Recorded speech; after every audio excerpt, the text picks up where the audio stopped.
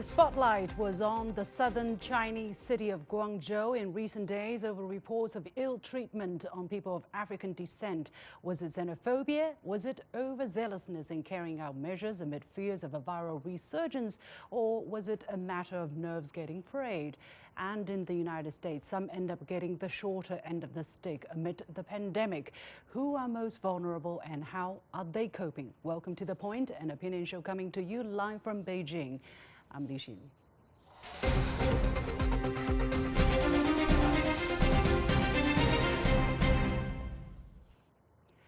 China set the record straight on reports picked up by some in the international media that people of African descent in the southern Chinese city of Guangzhou were ill-treated with aggressive coronavirus testing and forced quarantines.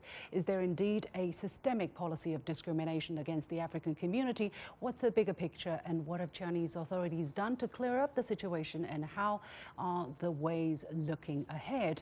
We are pleased to be joined for this discussion by Mr. Djon, General Secretary of the African Chamber of Commerce in China, and from Beijing, Einar Tangen, a current affairs commentator. Gentlemen, welcome to the show. And Mr. Djon, let me go to you first. Since the beginning of the information coming out of Guangzhou of ill treatment of people of African descent in that city because of the strict quarantine measures, what have you heard in terms of complaints to you, and how serious, how prevalent was the problem? By the way, you were based in two of China's most populous cities, Beijing and Shanghai, and you have been in China for quite a while. So how serious do you judge the situation? Thank you for inviting me. We have received a lot of complaints from Africans all over the world, not only in China. It started like slowly early last week, and then the pressure kind of went up because we started receiving videos and pictures of our brothers and sisters suffering and being homeless. So we just wanted to address it, contacting the local authorities and embassies to try to see what could have been done. So it was pretty serious because, you know, the media, especially the Western media, took the information quite quickly, and we started receiving complaints from not only from China, but from Africa. So we wanted to address it, and we are happy to have this opportunity tonight. So what have you done, and what have you found out exactly? What were behind the apparent ill treatment of these people who were reported? And I've seen some of the reports as well, either evicted from where they were living or denied accommodation in difficult times. So what did you find out about exactly why they were treated like that, and what are the possible causes of these incidents? I think it's a combination of a lot of things. You have online rumors about African being let's say, the new version, the new wave of this virus.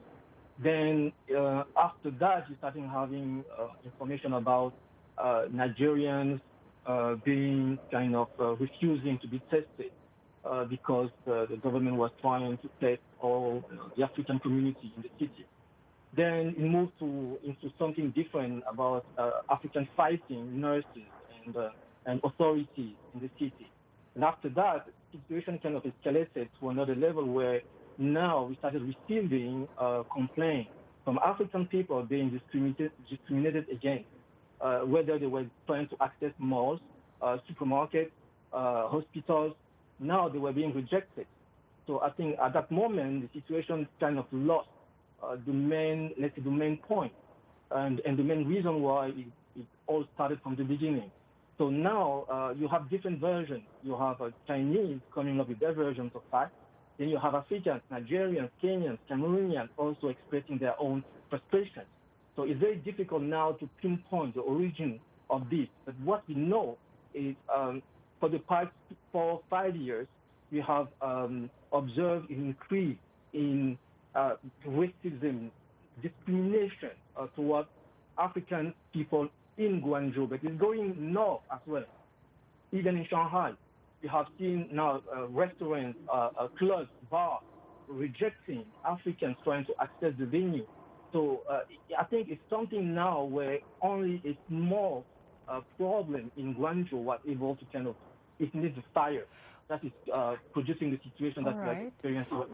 Yeah. Well, that's what you have heard. Why do you think there was this surge since the past 5 years of such sentiments towards African community here in China? And why do you think this time the situation was particularly severe and acute in Guangzhou?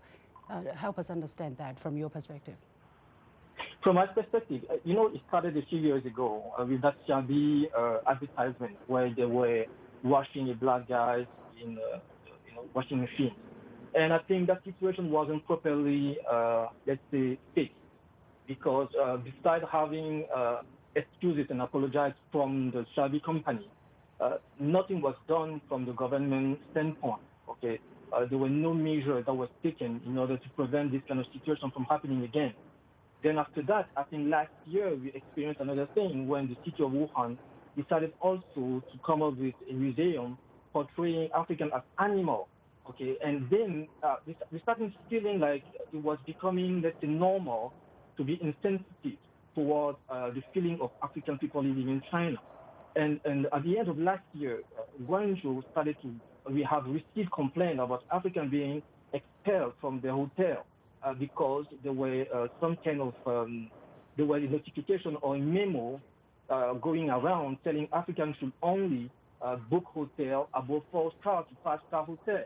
So we have received complaints from local consulates complaining that, oh, you have a lot of Africans now being on the street, homeless, because the hotel, like 3 or 4-star hotel, can no longer accept African people going there. So this is the beginning of growing concern. Yeah. This is a special period of time.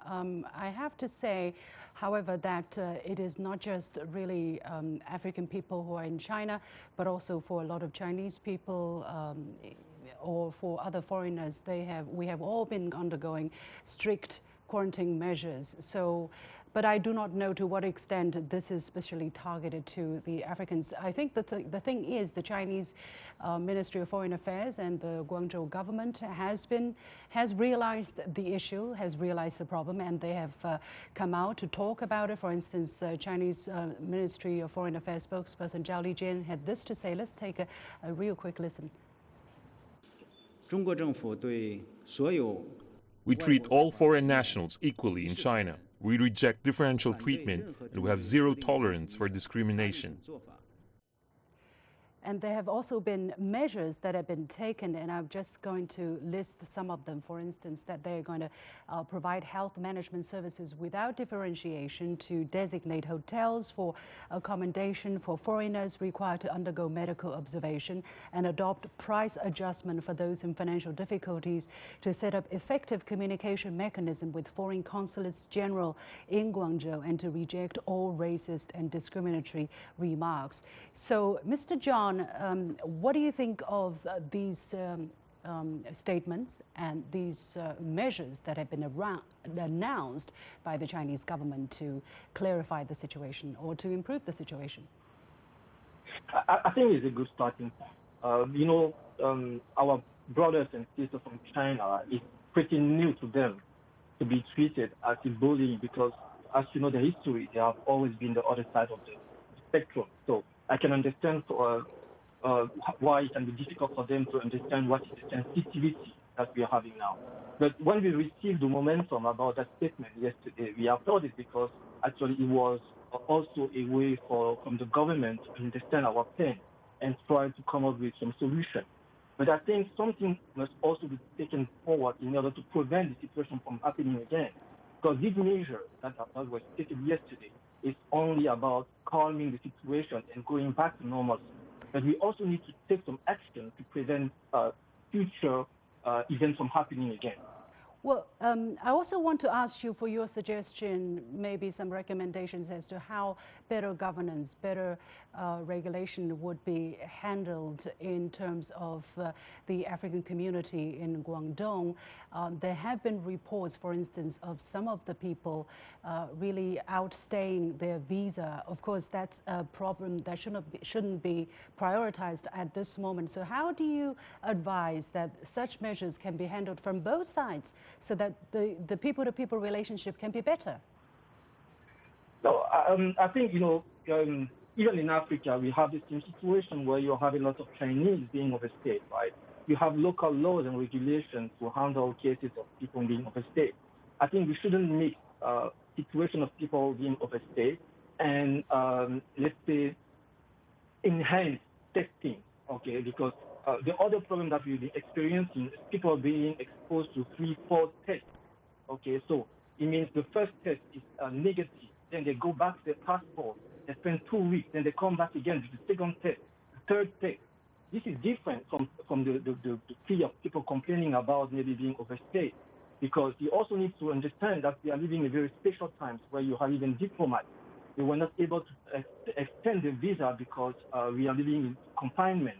You don't have offices open right now. So we really like the idea of the government extending this period, giving people time to kind of renew their visa and settle the situation. So I think it's better for everyone to kind of differentiate problems. Let's not mix it.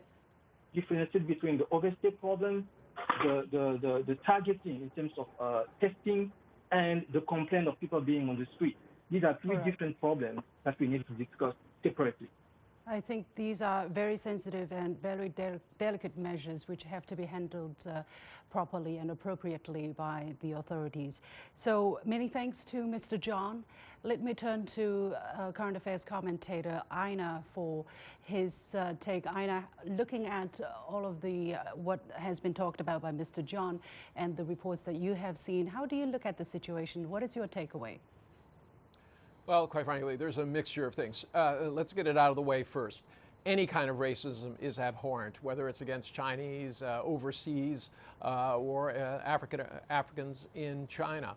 The issue here is that, at one time, Guangzhou was a boom town. I mean, home to somewhere between 100 and 200,000 Africans. It was the largest diaspora in Asia, outside of Africa. The boom times went away. It left some people stranded there. Many did not have the correct papers. There are a lot of tales of lost passports. I received those tales from the ambassadors themselves. They said it was the biggest annoyance of being in China when a guy would complain that he lost his passport 3 or 4 times. So there was that part of it, but there's no excuse to turning these people out. It's a public health hazard. I think you have to differentiate, once again, between the national government and what happened at the local level. I'm sure there's going to be an investigation and that appropriate actions will be taken.